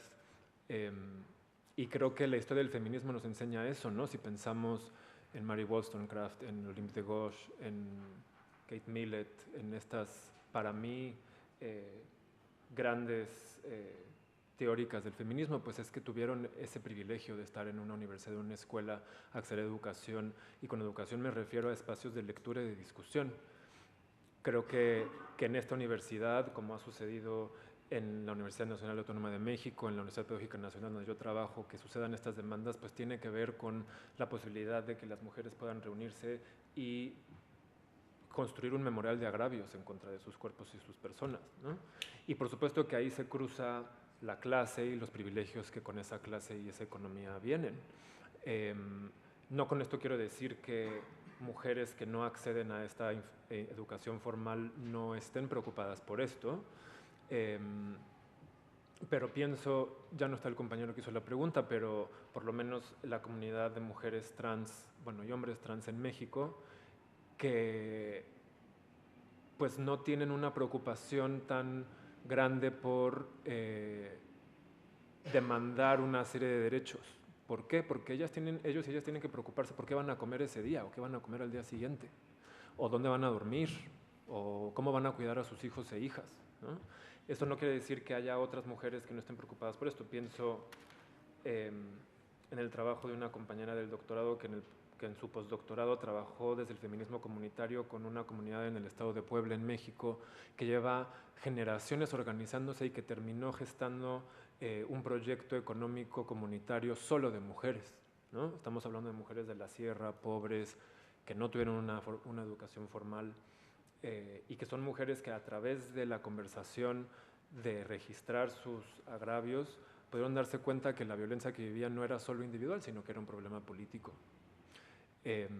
Entonces, Pues sí, la universidad es un verdadero espacio de privilegio y yo creo que con el privilegio vienen muchas responsabilidades y creo que una responsabilidad a la que nos enfrentamos como universidades hoy en día es cómo hacerle para que estos espacios sean de seguridad para todos y todas.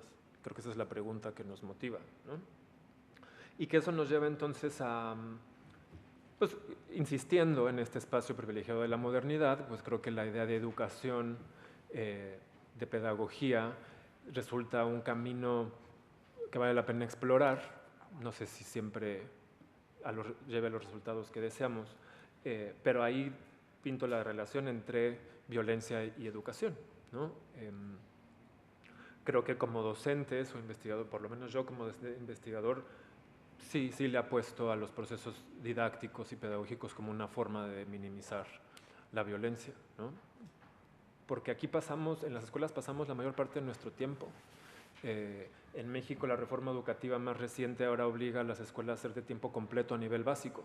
Entonces los niños y las niñas pasan de 8 de la mañana a 4 o 5 de la tarde con las mismas personas. Es un privilegio y es una responsabilidad muy grande. Entonces ahí es donde tenemos a estas personas y ahí es donde tenemos que trabajar y por supuesto en otros espacios también, pero creo que la educación nos propone una serie de nudos y conflictos a resolver constantemente y como bien lo señaló Francisco, si esta educación está construyendo ejercicios de dominio y de crueldad y de violencia, pues entonces cómo intervenir ahí o cómo cuestionar esos procesos para construir algo distinto a eso, ¿no? Y creo que ahí se tendría que tejer, para mí es muy, muy relevante partir y estar en constante intercambio con las producciones teóricas y políticas feministas. Creo que ese es el marco que nos tiene que guiar, ¿no? Y es para mí una forma donde se pueden escuchar las interpretaciones, generalmente de las mujeres que, para bien para mal, no han tenido el mismo lugar que las producciones de los hombres, ¿no? Entonces, un poco por ahí trazaría el camino. Bueno, muchas gracias.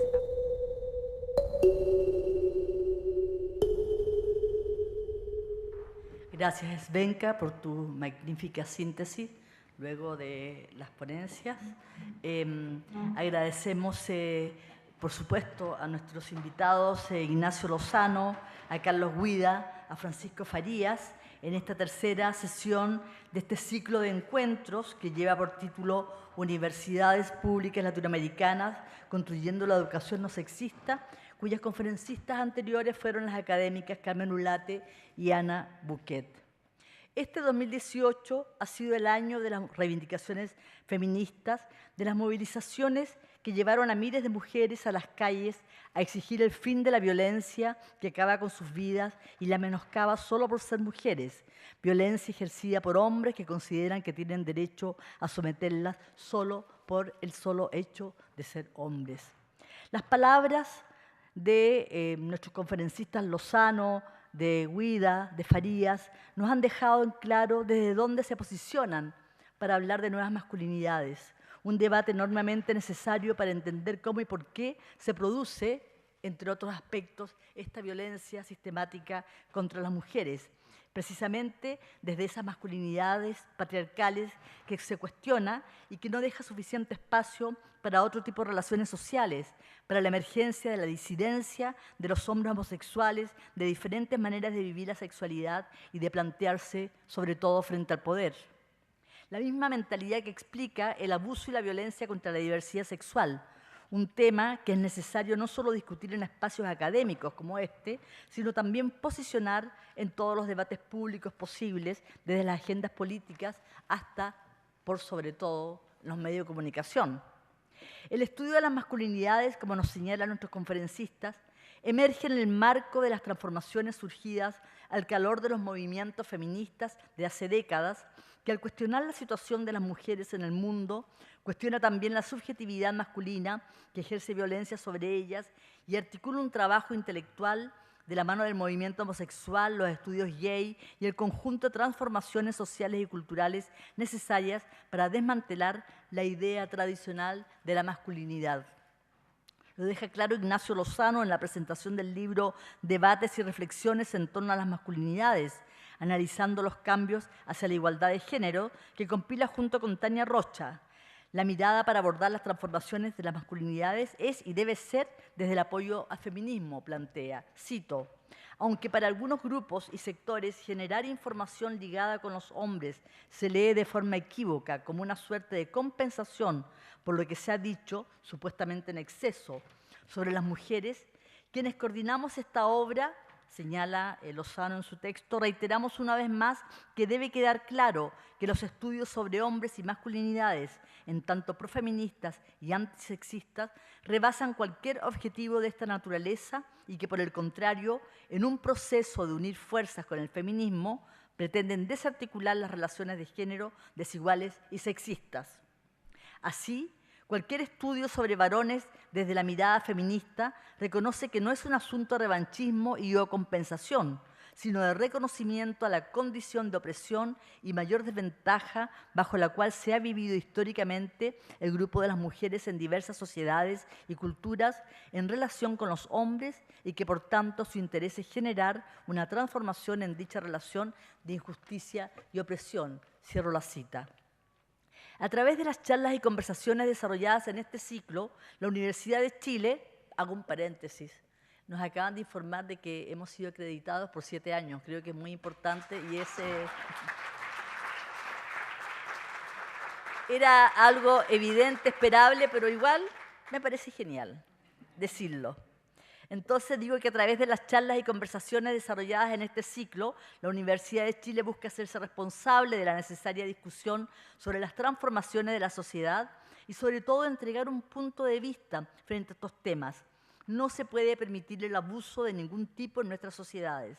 Es necesario erradicar el sexismo y el abuso en la educación y en todas nuestras relaciones sociales, y nuestra misión es fomentar el intercambio intelectual y la reflexión crítica que ayuden a la comprensión de fenómenos como el dominio patriarcal u otros de distinta índole frente a los cuales la Universidad de Chile siempre debe pronunciarse. Agradezco el trabajo conjunto de la Rectoría, de la Dirección de Relaciones Internacionales, de la Dirección de Género con Carmen Andrade, aquí presente, que encabeza todo esto, de la Vicerrectoría de Asuntos Académicos, la Vicerrectoría de Extensión y Comunicaciones, nuestra Dirección de Comunicaciones, está nuestra directora aquí, Mariela Rabanal, de la Vicerrectoría de Investigación y Desarrollo y la Vicerrectoría de Asuntos Estudiantiles y Comunitarios, que permiten que avancemos en las discusiones propuestas desde este ciclo. Agradezco particularmente la presencia del doctor Ignacio Lozano, quien viajó desde México, y por supuesto de nuestros conferencistas Carlos Guida y Francisco Farías, y claro, Svenka, muchas gracias. Gracias por estar aquí. Este es un trabajo que continuará. El próximo mes tendremos otra invitada. La idea es que efectivamente nos transformemos en un centro de reflexión en torno a un tema que es un tema no solo de las universidades, sino también un tema de país. Muchas gracias. El solo hecho de ser hombres. Las palabras de nuestros conferencistas Lozano, de Guida, de Farías, nos han dejado en claro desde dónde se posicionan para hablar de nuevas masculinidades. Un debate enormemente necesario para entender cómo y por qué se produce, entre otros aspectos, esta violencia sistemática contra las mujeres. Precisamente desde esas masculinidades patriarcales que se cuestiona y que no deja suficiente espacio para otro tipo de relaciones sociales, para la emergencia de la disidencia de los hombres homosexuales, de diferentes maneras de vivir la sexualidad y de plantearse, sobre todo, frente al poder. La misma mentalidad que explica el abuso y la violencia contra la diversidad sexual, un tema que es necesario no solo discutir en espacios académicos como este, sino también posicionar en todos los debates públicos posibles, desde las agendas políticas hasta, por sobre todo, los medios de comunicación. El estudio de las masculinidades, como nos señalan nuestros conferencistas, emerge en el marco de las transformaciones surgidas al calor de los movimientos feministas de hace décadas, que al cuestionar la situación de las mujeres en el mundo, cuestiona también la subjetividad masculina que ejerce violencia sobre ellas y articula un trabajo intelectual de la mano del movimiento homosexual, los estudios gay y el conjunto de transformaciones sociales y culturales necesarias para desmantelar la idea tradicional de la masculinidad. Lo deja claro Ignacio Lozano en la presentación del libro Debates y reflexiones en torno a las masculinidades, analizando los cambios hacia la igualdad de género, que compila junto con Tania Rocha. La mirada para abordar las transformaciones de las masculinidades es y debe ser desde el apoyo al feminismo, plantea. Cito: aunque para algunos grupos y sectores generar información ligada con los hombres se lee de forma equívoca como una suerte de compensación por lo que se ha dicho, supuestamente en exceso, sobre las mujeres, quienes coordinamos esta obra, señala Lozano en su texto, reiteramos una vez más que debe quedar claro que los estudios sobre hombres y masculinidades, en tanto profeministas y antisexistas, rebasan cualquier objetivo de esta naturaleza y que, por el contrario, en un proceso de unir fuerzas con el feminismo, pretenden desarticular las relaciones de género desiguales y sexistas.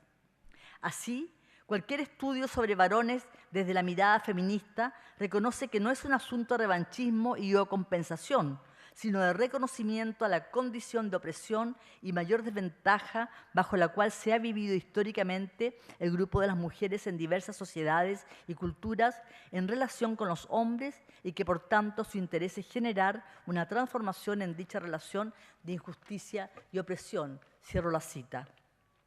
A través de las charlas y conversaciones desarrolladas en este ciclo, la Universidad de Chile, hago un paréntesis, nos acaban de informar de que hemos sido acreditados por 7 años. Creo que es muy importante y era algo evidente, esperable, pero igual me parece genial decirlo. Entonces digo que a través de las charlas y conversaciones desarrolladas en este ciclo, la Universidad de Chile busca hacerse responsable de la necesaria discusión sobre las transformaciones de la sociedad y sobre todo entregar un punto de vista frente a estos temas. No se puede permitir el abuso de ningún tipo en nuestras sociedades. Es necesario erradicar el sexismo y el abuso en la educación y en todas nuestras relaciones sociales, y nuestra misión es fomentar el intercambio intelectual y la reflexión crítica que ayuden a la comprensión de fenómenos como el dominio patriarcal u otros de distinta índole frente a los cuales la Universidad de Chile siempre debe pronunciarse.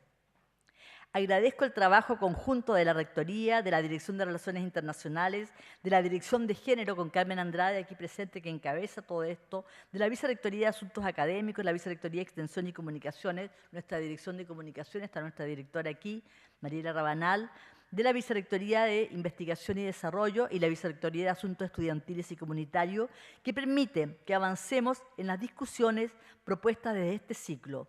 Agradezco particularmente la presencia del doctor Ignacio Lozano, quien viajó desde México, y por supuesto de nuestros conferencistas Carlos Guida y Francisco Farías, y claro, Svenka, muchas gracias. Gracias por estar aquí. Este es un trabajo que continuará. El próximo mes tendremos otra invitada. La idea es que efectivamente nos transformemos en un centro de reflexión en torno a un tema que es un tema no solo de las universidades, sino también un tema de país. Muchas gracias.